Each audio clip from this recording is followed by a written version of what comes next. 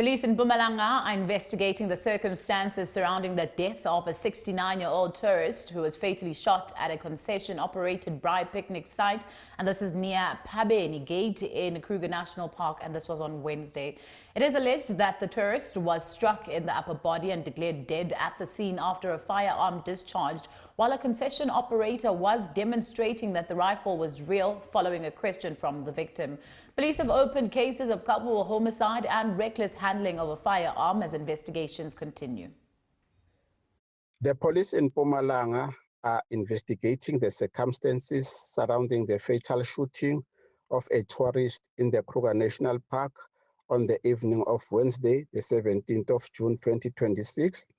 Preliminary investigation suggests that the victim was at a concession-operated Braai picnic site in the vicinity of Phabeni Gate when he was allegedly shot accidentally by the concession operator.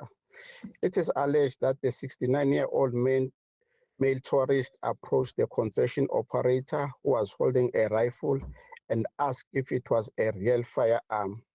While the operator was demonstrating that it was a real rifle, and that was at the time when the firearm reportedly discharged.